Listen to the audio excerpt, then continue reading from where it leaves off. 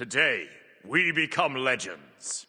That's right, Shiva has finally made it into Smite. He comes in the form of a warrior with tons of unique and interesting mechanics within his kit.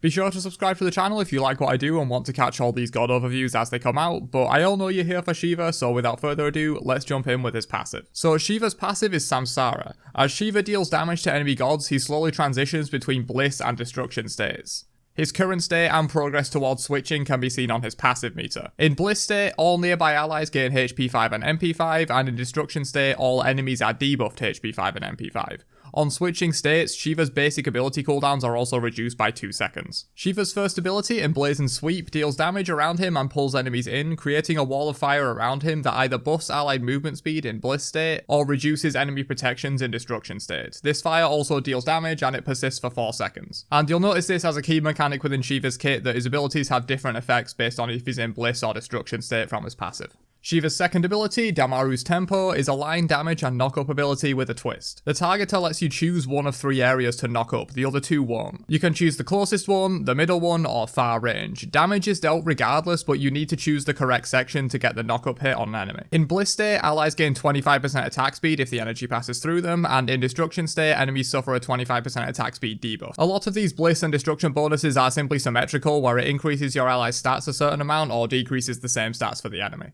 Shiva's third ability, Pillar of Dawn, is his movement ability.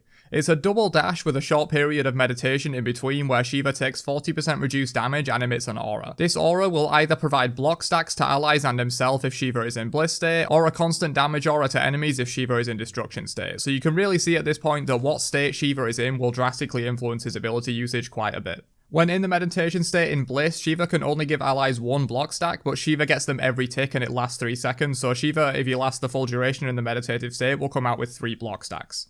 And finally we have his ultimate, Shiva Tandava. Shiva performs a dance with beats every 1.5 seconds for 6 seconds, so 4 beats total. He also gains CC immunity and 20% mitigations for the full duration. On each beat, Shiva performs a step which can be one of 3 options: a heal and mana restore to allies, a damage and shield reduction to enemies, or a middle ground that does 50% damage and healing compared to the other 2 which are effectively 100% healing and 100% damage. It's like a middle ground of both. But step 2 also increases the AoE of your next step, so you can do step 2 into step 1 for a boosted heal, or step 2 into step 3 for big damage, etc. The way you choose these 3 steps in game is very similar to Raijin's ultimate, where ability 1 becomes step 1, ability 2 becomes step 2, and ability 3 becomes step 3. With 3 different steps and 4 different chances to choose a step, this ult is sure going to have a ton of variation.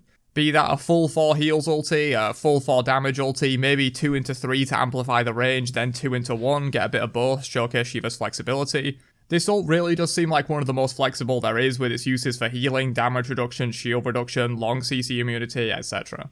This kit seems super interesting and I'm excited to get my hands dirty with a new warrior. Shiva seems to be a very jack-of-all-trades type character. He's not uber focused on defensive play and healing, but he has some. He's not uber focused on dealing damage, but he has plenty of that. A solid CC chain with 1 into 2 that doesn't DR. Decent mobility, block stacks, and damage reduction with his 3. I don't think Shiva will be the best at any of these duties, but I think he'll perform them all at once in smaller bits for the team, and that could be incredibly powerful. Flexibility is king. This was probably intentional design on Hi-Rez's part, given Shiva's connection to both Destruction and Bliss. Or in simpler words, he attack, but he also protect. But that's it for Shiva. Let me know what you think of his kit down below, and if you'll be giving him a try or not when he launches. Don't forget to drop a like on the video before you leave, and I'll catch you guys in another one later on. Have a great day, and peace out, you nerds.